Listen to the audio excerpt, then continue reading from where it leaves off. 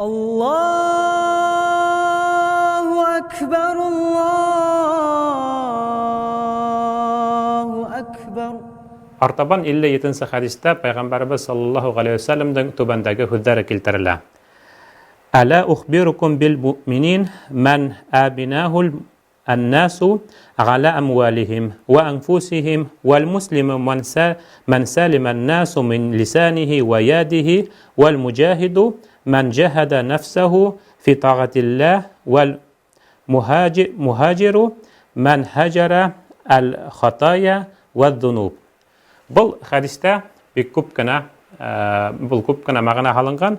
Моны бер нисә өлешкә бүлеп карарга кирәктер һәм Ризаетдин Фәхреддинов моны былай тәрҗемә иткән. Мөмин кеше кем икәнлеге хакында һезгә хәбәр итергәме? Мөмин шул булыр. Әдәмдәр уны үзләренең малдары һәм дә үзләре хакында имен кылырдар. Имен дип белердәр. Мусулман шул булыр. Уның теленән, кулынан әдәмдәр сәламәт торыр. Мужахид, я булма көрәшүче кеше шул булыр. Аллаһ Тәгаләгә бойһынуда нәфсеһе белән җихад кылыр. Мухаҗир, күсәүче кеше шул булыр. Бодык эштәр һәм гөнаһтардан һиҗрат кылыр. Димәк, без беләбезсә, ислам динендә менә мусулман кешегә карата булһын, кешегә карата шундай һүзләр бар. Ул да булһа мөмин, мусулман, мужтахид һәм инде шулай ук мухаҗир. Бұл күркәм исемдәр, олар Аллаһ Тәгалә каршыһында һәр вакыт йылы һүз белән алынып, димәк, яхшы кешеләр. Иң беренче, әлбиттә, мөмин турында һүз бара. Мөмин кеше ул, димәк, Аллаһ Тәгаләгә иман килтергән кеше. Һәм бұл вакытта әйтелә инде, Аллаһ Тәгаләгә иман килтергән кешеләр кемдер инде? Улар инде малдары һәм үзләре хакында имен кылырдар, имен дип белердәр. Менә шуңа күрә лә, димәк, мөмин кешене Пәйгамбәрбез саллаллаһу галейһи ва сәлләм ошолай хүрәтләй. Мусулман кеше кеме? Уның теленән дә һәм дә шулай кулынан да башка кешеләр зарар күрмәс ди. Сәламәт торыр дигән мәгънәһе, башка кешеләр зарар күрмәс. Шуңа күрә лә менә без әйтәбез инде, мусулман кеше ул үзенең теле менән дә, кулы менән дә башка кешеләргә зарар килтерергә тиеш түгел. Һәм бұл кеше, ондай кешеләр безнең җәмгыятебездә ышанычлы кешеләр була һәм әлбиттә ихтирамлы кешеләр була. Артабан дин өчен көрәшүче кеше дә ул шул булыр. Аллаһ Тәгалә каршыһында төрле гөнаһтардан һаклану өчен нәфсеһен таяртай. Нәфсеһенә каршы һугышар. Кайһы бер сакта кешенең нәфсеһе ул ниндәйдер кешене гөнаһтарга булһын, хаталарга этәрә. Менә ошо нәфсеһенә каршы тора алган кеше дә ул мужахид дигән мәгънәне әйтә үзенең хадисендә Пәйгамбәрбез саллаллаһу галейһи ва сәлләм.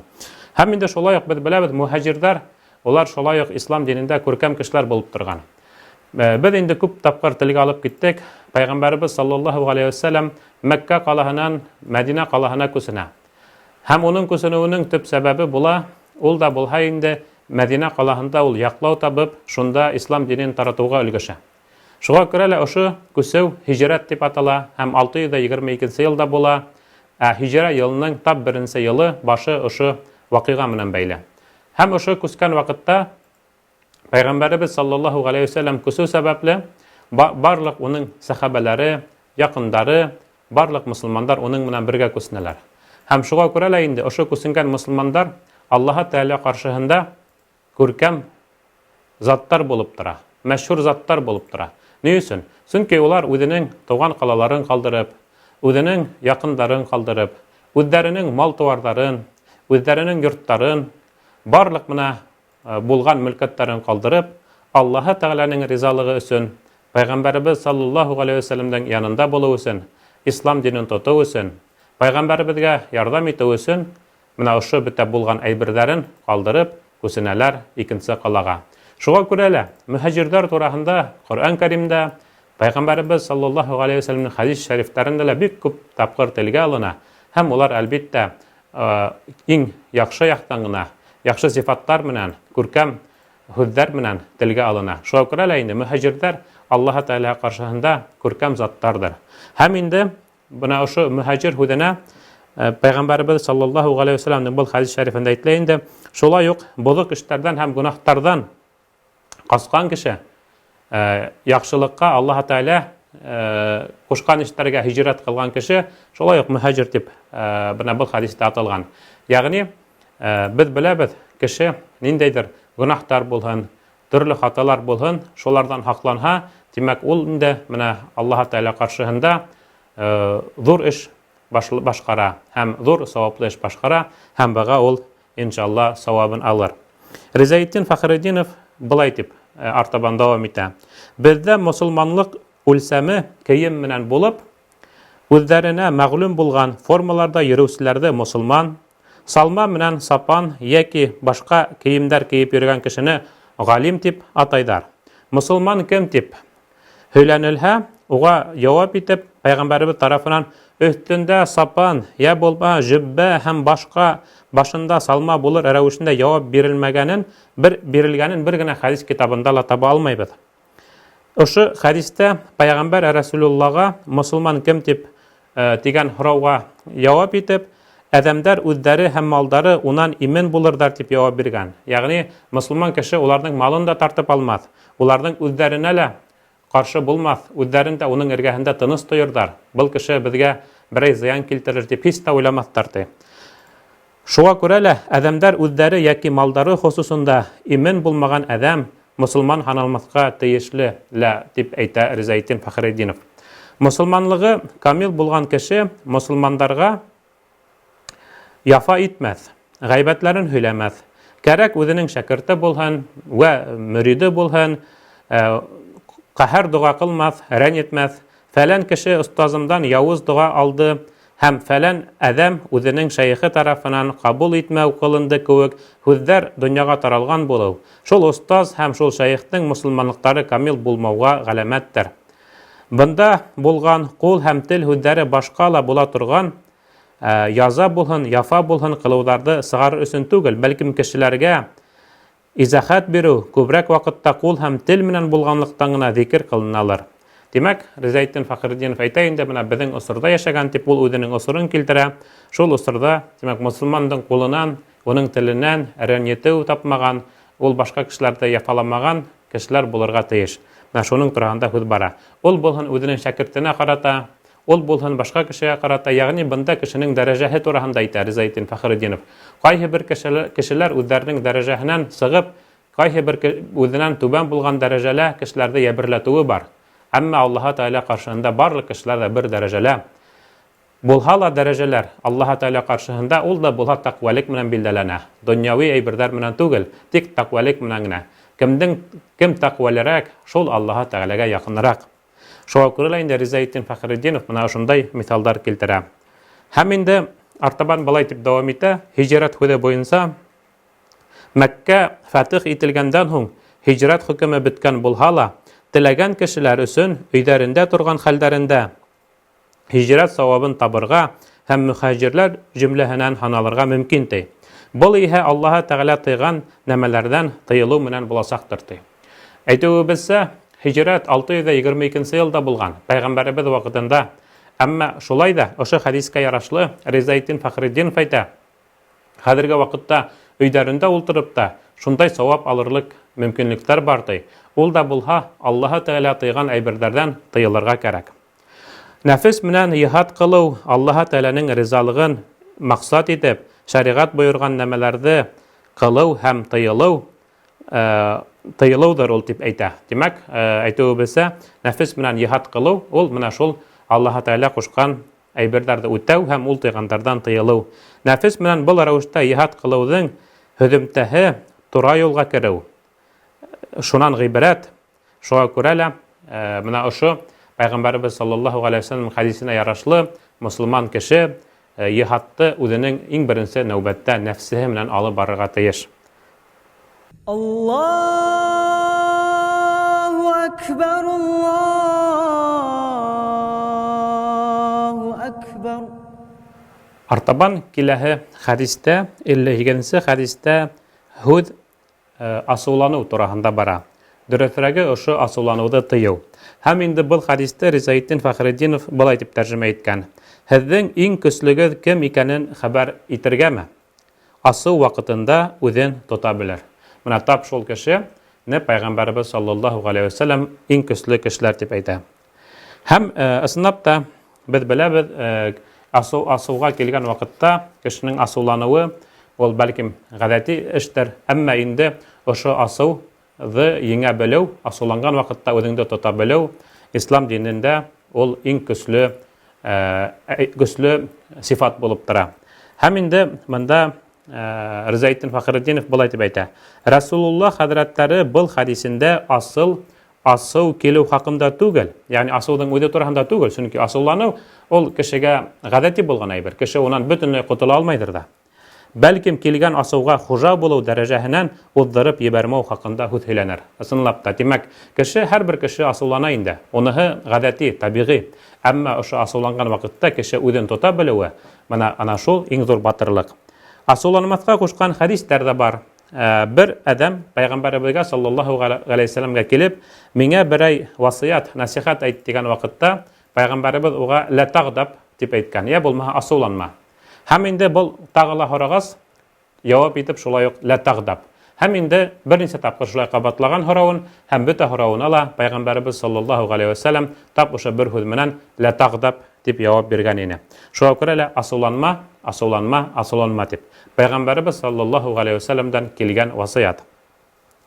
Һәм дә шулай Ризаитдин Фахриддинов әйтә, урыны менән булганда һәм үлсәүдән үтмәгәндә асыл тыелган түгелдер. Ысынлап та без әйтүебезсә, асыллану ул гунах дип айрым әйтеп булмай. Чөнки кайбер бер сакта кеше асыллануы ихтимал. Тыелган эш иһә асылга хуҗа була белмәгәнлек һәм үзеңдән белешләреңне, якындарыңны, карындашларыңны айырып ибәрүдер. Ысынлап та, әгәр дә инде кеше ошо асылына хуҗа була алмаһа, ошо сәбәпле ул үзенең якындары, тугандары менән я булмаһа Ризаитдин Фахриддинов әйтмешләй, мусулман кардәшләре менән араларын өҙеүе ихтимал. Шуңа күрә лә менә асыл үзе бәлким тыйылмагандыр да шәригатебездә, әмма уга хуҗа белү, хуҗа булу мөһим әйберҙәрҙең береһе. Һәм инде шулай ук артабан Имам Бухарила тагыла шундай хадис килтерелә. Батырлык кешеләрҙе көрәшеп йығыуҙан түгел, бәлки асыу вакытында үҙен тыя белеүҙән ғибраттыр дигән һүҙҙәрҙе шулай ук Ризаитдин Фахриддинов килтереп китә. Ул безнең Имам Бухарила килтерелгән хадис, Пайгамбарыбыз саллаллаху алейхи ва саллям тарафынан әйтелгән һүҙҙәр. Ысынлап та, Пайгамбарыбыҙҙың менә ошо хадисендә әйтелә, көслө кеше ул көрәштә еңгән кеше түгел физик яктан. Әлбиттә, физик яктан көслө булыу ислам динендә шулай күркәм сифаттарның береһе. Әмма мөһимрәк, әгәр дә инде кеше үзенең асыуын тота белһә, шул иң көсле кеше. Артабан Ризаитдин Фахриддинов шулай ук Гали ибн Абу Талиб тарафынан әйтелгән һүҙҙәрҙе лә китерә.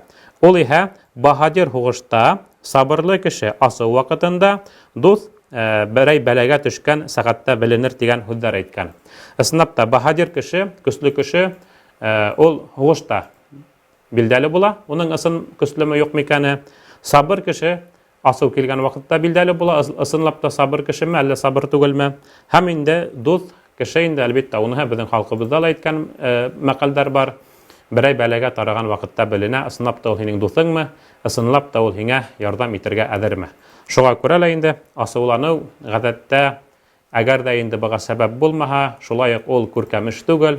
Әммә шулай да асыуланыу булған саҡта, тормош булғас, әммә иң мөһиме мусулман кеше ошо асыуына үҙе хужа булып, асыуы уны төрлө башҡа туғанлыҡ ептәрен өҙөүгә, дуҫлыҡ ептәрен өҙөүгә, ҡәрҙәшлек ептәрен өҙөүгә алып килмәһен ине.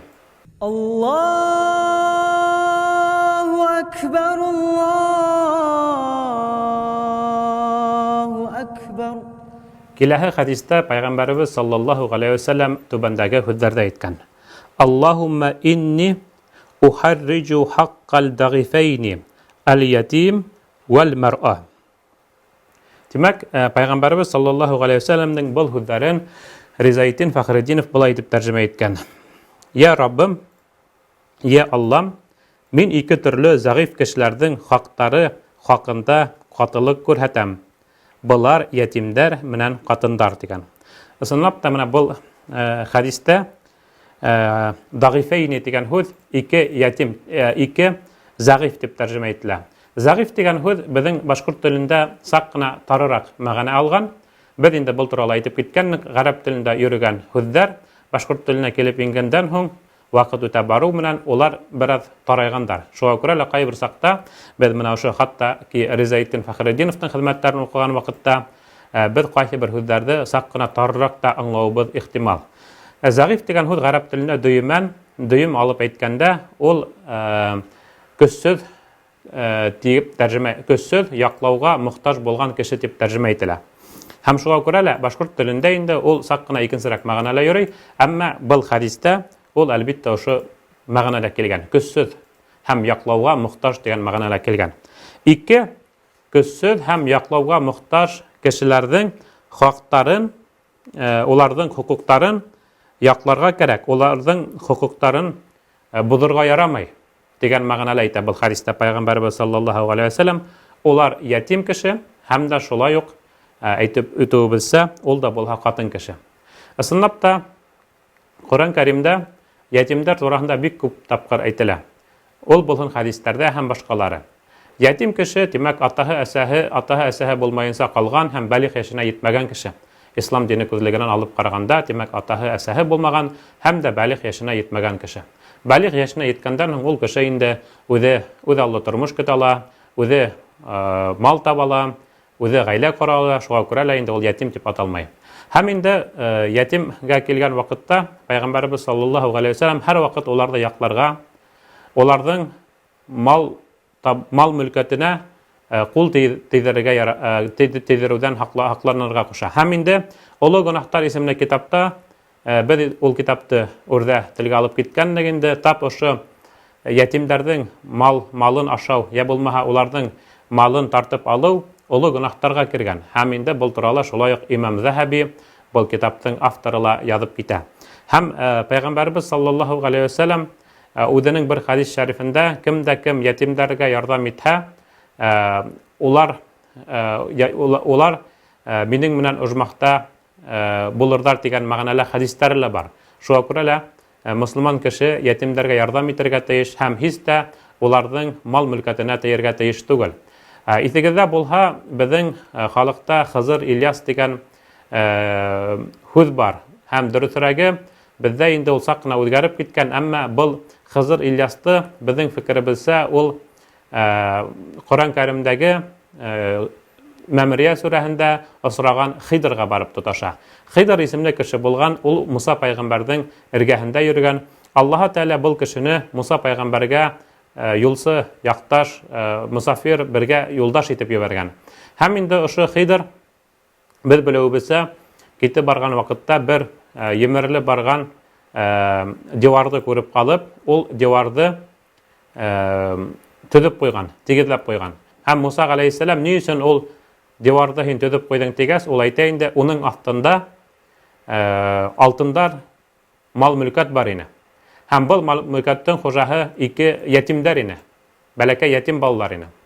Әгәр дә ошо девар емерелеп төшсә, башка халык күреп, уны тартып алырдар ине. Ятим баланан беркем дә куркмай, чөнки уларның яклаусыһы, хаклаусыһы юк. Шуңа күрә лә был байлыкты улар тартып алыр ине. Шуңа күрә лә инде менә ошо байлыкты күрмәһеннәр өчен деварды ул кабатта төзеп куйган. Был балалар үзләре инде зурайып беткәс, бәлиғ яшенә җиткәс, ятимлек усурын үткәндән һуң ошо үзләренә тиешле булган байлыктарын алып кирәкле ергә куллансындар өчен. Шуңа күрә лә һәм Коръәндә бик күп ердә, шул исәптән Коръән Кәримдә лә, хадис шәрифләрдә лә инде шул ятимдәрнең малын ашау улы гөнаһ санала. Уларның бөтә мал мөлкәтенә өлешенә керү улы гөнаһ санала. Һәм инде шулай ук Ризаетдин Фәхретдинов Коръән Кәримдән аятты килтереп китә. Ниса сүрәһенең 11-нче аятында шулай ук кемдә кем Аллаһ Тәгалә әйтә, ятимдең малын ашай, ул кешеләр ут ашаусылар ди. Уларның эстәрендә ут ашаусылар һәм улар тамукта булырдар дигән мәгънәлә. Шуңа күрә лә инде менә ятимдәргә карата, уларның малына карата, уларның хукугына карата һәрберебез бик хак булырга тиешбез һәм уларны һәр вакыт хакларга тиешбез. Уларның хукуктары бозылмаһын. Уларның хукуктарын безнең бозырга хакыбыз һич тә юк, чөнки улар Аллаһ Тәгалә һәм уның пайгамбәре тарафынан һакланган һәм якланган кешеләр. Шуңа күрә лә ятимдәргә карата һәрберебез дә мәрхәмәтле булып уларга ярдәм итһәк ине. Шулай ук ятимдәр менән бер рәттән хатын-кызларны ла яклауга мохтаҗ итеп һүрәтләгән был осракта Пайгамбарыбыз саллаллаһу алейхи ва саллям. Ысынлап та катын кеше физик яктан булһын, башка яктан да булһын, бәлки ул бераз ир-егеткә караганда көчсезрәктер. Монда һис бер кәмһетү юк, табигый әйбер. Катын-кыз ул нескә кеше, ул сынап та ир-егет менән сагыштырганда көчсезрәктер дә. Аллаһ Тәгалә ул шулай яраткан. Аллаһ Тәгаләнең үзенең бер хикмәте.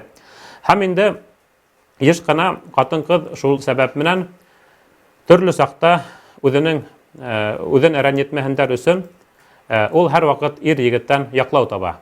Әгәр дә инде ул кияүгә сыкканга тиклем үзенең мәхрәме булһын, вәлие булһын, ата-сәһе, агайдары, тугандары, якын ир тугандары тарафынан яклау тапһа, кияүгә сыккандан һуң ул үзе ире тарафынан яклау табырга тиеш.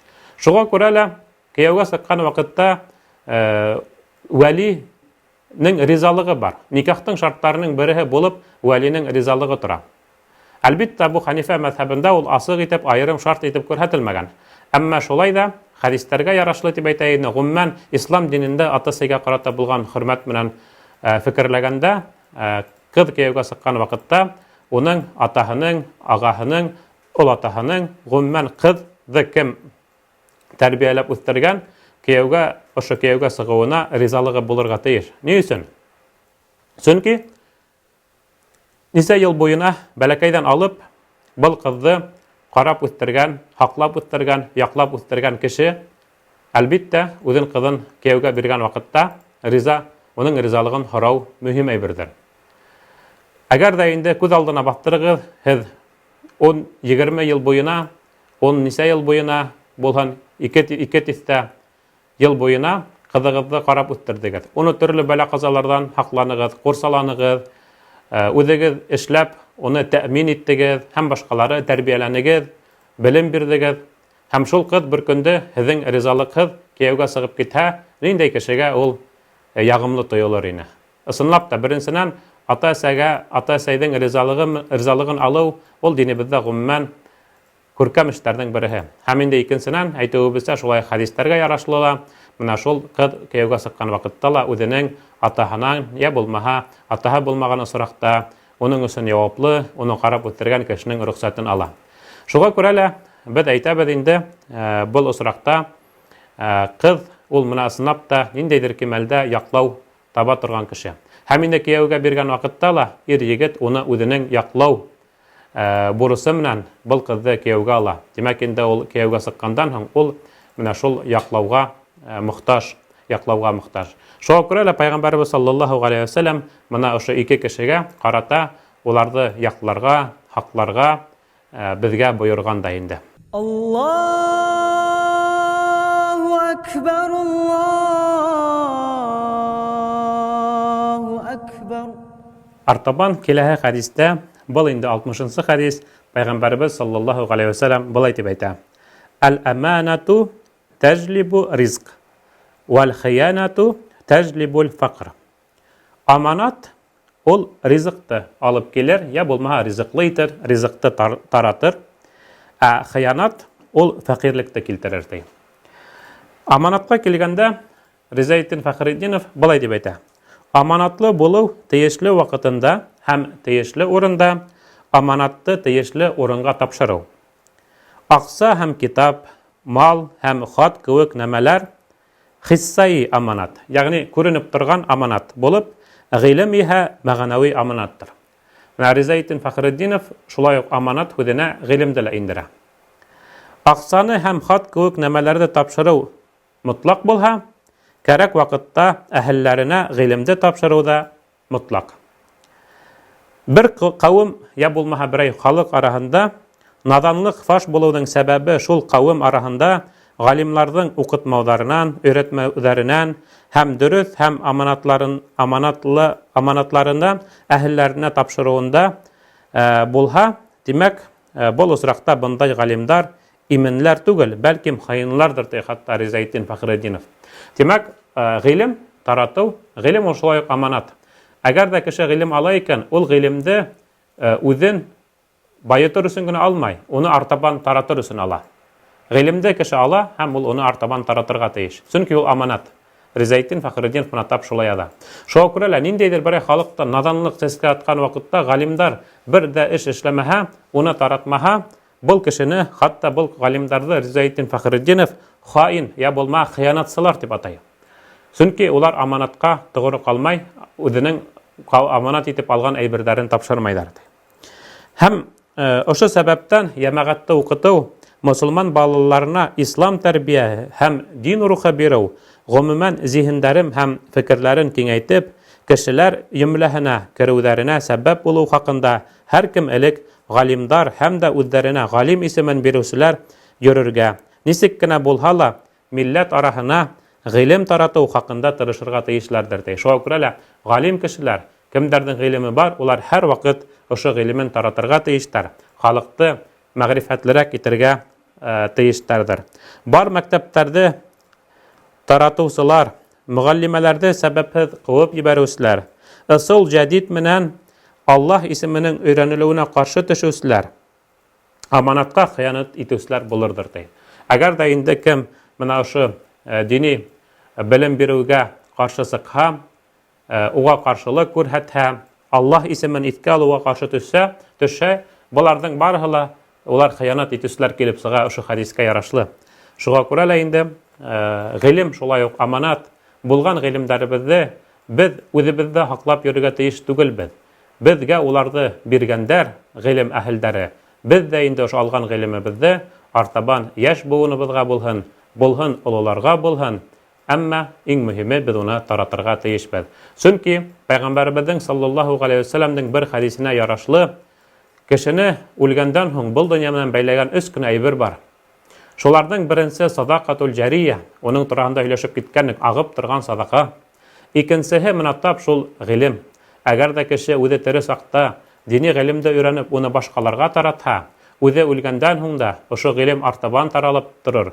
Һәм инде ошо сәбәпле уга саваптары килеп торыр. Иф китмәле, зур әйбер уйлап караһак. Чөнки үлгәндән һуң безгә инде беркем дә ярдәм итә алмай. Әйтүебезчә, Коръән Кәримдә әйтелә, кеше үлгәндән һуң ошо бөтә булган җаваплылыкты аңлап, Аллаһ Тәгаләнән: "Я Раббым, мине кире кайтар теге дөньяга, мин тик саваплы эшләр генә эшләр инем" дип тә үтенер. Әмма бик һуң булыр. Шуңа күрә лә, мөхтәрәм җәмәгать, Пәйгамбәрбез саллаллаһу галейһи ва саллям шулай итеп үкенмәс өчен безгә барлык булган динебезне аңлаткан. Артабан инде менә Ризаетдин Фәхретдинов кебек үзебезнең галимдарыбыз, үзебезнең якташларыбыз, милләттәшләребез ошо гыйлемләргә, ошо хадисләргә шәрх кылып, тагы да безгә yetkәргә тырышкан. Һәм шуңа күрә лә инде ошоларны без дә аңлап, гыйлемләрне алып, дини гыйлемебезне уны башкаларга таратсак ине. Аллаһу акбар, Аллаһу акбар. Киләһе хадистә Пәйгамбәрбез саллаллаһу галейһи ва саллям былай дип әйткән: "Әл-анату миналлаһи вәл-гаҗалату минәш-шайтан." Моны тәрҗемә иткән вакытта Ризаетдин Фәхретдинов былай дип әйтә: "Сабитлы бер урында тору, һәм тәдбирле, һәм дә үҙен хәлен тота белү Аллаһ Тәгаләнән һәм дөнья эшләрендә ашыгу шайтандан." Ягъни бында беренче әл-анат дигән һүзгә килгән вакытта ашыкмау, барыһын да уйлап, фикерләп, yetkерү. Монда инде агышып йөрү турында һүз бармай. Аңлы рәвештә ашыкмайса эшләү. Димәк, уйлап, yerine yetkirip эшләү турында һүз бара. Был Аллаһ Тәгаләнән ти. Гаҗала, ягъни ашыгып эшләү, был да булһа ул безнең шайтандандыр ди. Артабан Ризаетдин Фәхретдинов былай дип ада: "Иң әвәле хәтергә төшү менән һикереп торып, бер эштең булуын теләү, ул ашыгу ти. Һәм инде әгәр дә инде кеше ашыкмайса, һәр вакыт хакланып, эштең алдын һәм артын фикерләп кылһа, был эш хадистәге анат дигән һүзгә туры киләләр ди. Шуңа күрә лә ашыгу уныһы бер, ашыкмау ул әйтеп үтәүебезчә яйлап эшләү, һуҙып йөрөү тураһында һүҙ бармай. Уйлап эшләү. Димәк, уның аҙағы нисек булыр, ошолайтып эшләгән саҡта нисек булыр, хәйерле булырмы, хәйерһеҙ булырмы һәм башҡалары. Һәм инде артабан Ризаетдин Фәхретдинов бер вакыйганы искә төшерә. Бер кабиләнең илчеләре Мәдинә калаһына килү менән дөяләреннән төшеп, Расулуллаһ янына ашыгып киткәндәре хәлдә араларында булган бер кеше инде дөяһеннән төшеп, нәмәләрен алды ла дөяне тышаулап ашырга ебәрде. Артабан яхшылап юынды, кадерле киемдәрен алып киенде, акрынлап кына мәсеткә килде, 2 рәкәгать нәфил намаз укыны, шуннан һуң Расулуллаһ хузурына барды. Ягъни пәйгамбәребезнең янына барды. Расулуллаһ буның ошо рәвештә ашыкмай тәртип менән йөрүен яхшы күреп, булай дип әйткәнне. Һиндә Аллаһы Тәгалә һөя торган 2 сифат бар. Береһе йомшаклык, икенчеһе менә ошо әнәт дигән һүз. Ягъни әйтүебезсә, ашыкмайса, һәрбер эштә yerine yetkirib эшләү. Калгандары юлдан килеп төшү менән дөяләрен ташлап, дөяләрен бәйләп тә тормайса, шунда ук Пәйгамбәрбез саллаллаһу галейһи ва сәлләмгә йөгергәннәр. Әлбиттә күркәмеш, чөнки Пәйгамбәрбез саллаллаһу галейһи ва сәлләмгә карата булган һөю, уны күрү, ул динебездә хуплы эш. Әмма шулар арасында берәү, әлбиттә уның күңелендә Пәйгамбәргә карата һөю бер дә кем түгел. Әмма бана унда тап ошо сифат бар. Һәм ул сифат Аллаһ Тәгаләнең каршыһында Пәйгамбәрбез әйтмешләй, хөкемле сифаттардан береһе. Ашыкмайса, дөя менән килгәс, уга карата игътибарлы булырга кирәк, уны ашарга ебәреп, артабан инде үзенең юлдан килгәс, киемдәре бәлкем саңланган да, шуңа күрә яңа киемдәрен киеп, юынып, һәм инде әлбиттә унда Пәйгамбәребезнең эргәһендә мәсҗид булганга күрә, мәсҗидкә кирип 2 рәкәгать нәфил намазы, сәламләү намазын укып, шуннан гына Пәйгамбәребезнең эргәһенә барган. Әлбиттә ул бик күп вакыт югалтмагандар, әмма сынап та ул һәрбер урынын уйлап, дөяһен дә уйлап, Аллаһ Тәгалә каршыһында менә инде Мәдинә калаһына килгәс, шул мәсҗидкә кирип, Пәйгамбәребез мәсҗиденә кирип 2 нәфил намазын да укуын да күҙеңдә тотып, һәм инде һөйөкле Пәйгамбәребез янына барганда тәһарәтле һәм инде күркәм киемдәр киеп баруын да онотмаган. Шуңа күрә лә менә ошо инде Аллаһ Тәгалә каршыһында әнәт дигән һүз. Сифат. Һәм инде ошо Аллаһ Тәгалә тарафынан һөйләләр. Ашыгыуҙың шулай ук макталган осрактары ла бар дип яза Ризаетдин Фәхретдинов. Мәсәлән, бурысты түләү. Аснапта бурысты түләгән вакытта ашыгырга тырышырга кирәк. Мәйетте яһазлау дигән, ягъни мәйетте тәрбияләп, уны оҙатып ҡуйыу. Без беләбеҙ, ислам динебеҙ буйынса, әгәр дә берәй ҡәрҙәшебеҙ Аллаһ Тәгаләгә ҡайта икән, мәрхүм була икән, баҡыйлыҡҡа күсә икән, уны беҙгә тиҙерәк тәрбиәләп, дәфен итергә кәрәк. Был эштә ашығыу кәрәк ысынлап та. Уны һуҙып, оҙаҡ ваҡыт, көндәр буйына мәйетте бер нисә көн буйына һалып ҡуйыу динебеҙҙә ул күркәмеш түгел. Сөнки Пәйғәмбәребеҙ саллаллаһу алейһи ва сәлләмдең күп хәдистәрендә лә был эштә ашығыу кәрәк ти. Шуға күрә лә беҙҙә ҡайһы бер саҡта ошо осраҡта хилафлыҡ ибарәләр. Әллә ҡайҙа меңәр километрҙа ятҡан берәй туғанын көтөп, я булмаһа башҡа сәбәптәр табып, мәйетте нисәлер көн буйына өйҙә тоталар. Был беҙҙең шәриғәтебеҙҙә бер ҙә маҡталмай. Маҡталған эш, менә Ризаетдин Фәхретдинов әйтмешләй, мәйетте тиҙерәк ул инде вафат булғандан һуң, мәрхүм булғандан һуң, уны тәрбиәләп, дәфен итеп ҡуйыу, я булмаһа ерләү. Артабан гөнаһтарҙан тәүбә итеүҙә шулай уҡ ашығырға кәрәк, һәм был осраҡта ашығыу маҡтала, хуплана. Ысынлап та, кеше берәй гөнаһ ҡыла икән, ул шунда уҡ Аллаһ Тәгаләгә мөрәжәғәт итеп, Аллаһ Тәгаләнән ғәфү үтенеүен һораһын. Һәм шуға күрә лә тәржемә иткән ваҡытта Ризаетдин Фәхретдинов был хәдистә донъяуи эшләрҙә тигән һүҙҙе өҫтәгән. Ысынлап та, ул беҙҙең хәдистең үҙендә бындай һүҙҙәр юҡ. Әммә ысынлап та шәриғәт күҙлегенән алып ҡараһаҡ, донъяуи эштәрҙә уйлап эшләргә кәрәк. Ашыҡмайынсалыр бәлкем. Бына шәриғәт эштәрендә ҡайһы бер осраҡта, әле телгә алған урындарҙа ысынлап та ашығыу ул мөһим әйберҙәрҙең береһе булып тора. Аллаһу акбар, Аллаһу акбар. Артабан Пәйғәмбәребез саллаллаһу алейһи ва сәлләм үҙенең бер хәдисендә былай тип әйткәненә: «Әнтум ағламу би умури дуньяәкум». Тәржемәһе: донъя эштәрендә һеҙ үҙегеҙ яҡшы беләһегеҙ. Бына был хәдискә килгән ваҡытта, уның тарихы былайыраҡ: Пәйғәмбәребез саллаллаһу алейһи ва сәлләм берәй үтеп барған ваҡытында бер сахабәләрҙең хөрмә сәскән ваҡытында, баҡсасылыҡ менән булышҡан ваҡытта һеркәләндереү осорына туры килә. Без беләбез, уңыш алу өчен менә шул һәркәләндерәләр һәм башкаһы төрле тәрбияләйләр. Шул вакытта Пайгамбарыбыз саллаллаһу алейһи ва саллям бала эшләмәгәндә лә һеҙҙең уңышығыҙ булыр дигән мәғәнәлә һүҙҙәр әйтә. Һәм инде былар Пайғамбарыбыз шулай итеп әйткәс, уны тыңлап, был эштәренән туҡтайҙар, уны һеркәләндермәйҙәр. Һәм инде аҙаҡтан уңыш ваҡыты еткәндән һуң Пайғамбарыбыз саллаллаһу алейһи ва саллям уларҙың эргәһендә булған ваҡытта былар үҙҙәренең хөрмәләренең булмауы, әҙ булыуы тураһында хәбәр итәләр ҙә һәм әйтәләр инде, бына Пайғамбар һеркәләндермәҫкә ҡушҡанға күрә лә менә шулай килеп сыҡты тигәс, Пайғамбарыбыз саллаллаһу алейһи ва саллям тап менә ошо һүҙҙәрҙе әйткән: һеҙ донъя эштәрендә ғилемлерәкһегеҙ, үҙ эшегеҙҙе яҡшы беләһегеҙ. Яғни, был нимә тураһында һүҙ бара?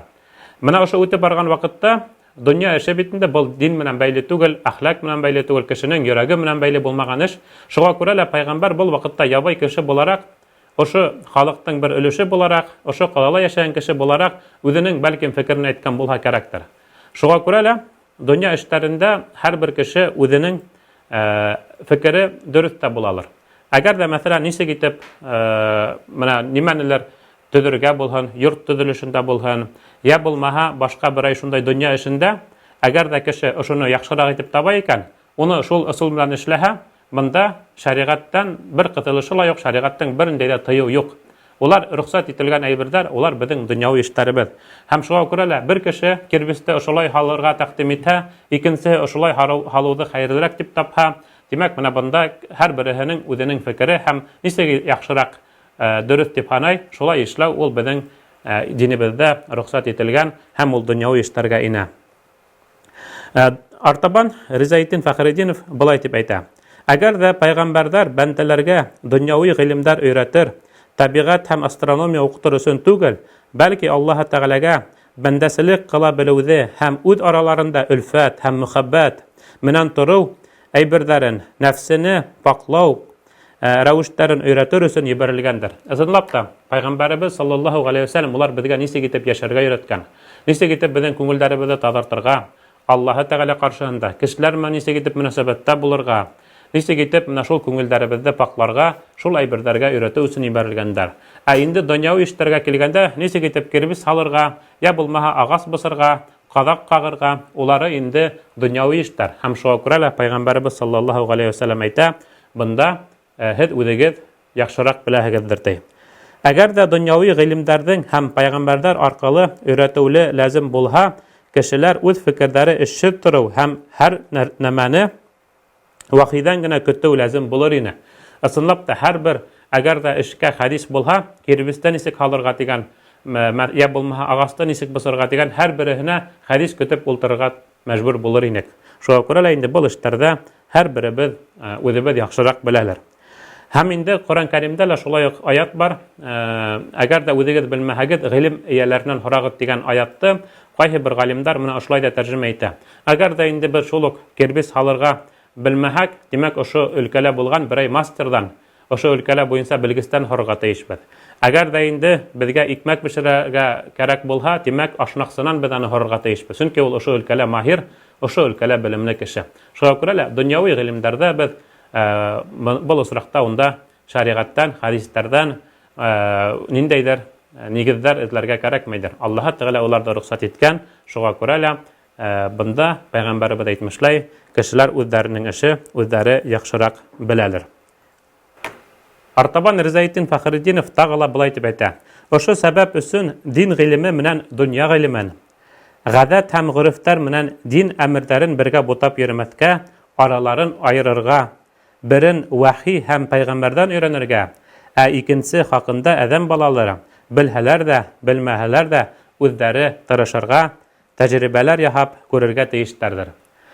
Ислам диненең тәбиғи дин булыуының мәғәнәһе лә диндең донъяуи эштәргә ҡатнашмауы, донъяуи һөнәр һәм сәнәғәттәрҙән тыйылмағаны һәм донъяуи эшләрҙе өйрәнеүҙе үҙ өҫтөнә алмауы, бәлкем халыҡтарҙың үҙҙәренә тапшырылыу һәм киәнәт менән, йәғни бөтөн донъя менән сөннәттә булырға муафиҡ ҡылыуы йәһәтенәндер. Шуға күрә лә инде Пәйғәмбәребеҙ саллаллаһу алейһи ва саллям менә шулай дип тә әйткән: донъяуи эштәрҙә һеҙ ул әйберҙәрегеҙҙе үҙегеҙ яҡшыраҡ беләһегеҙҙер.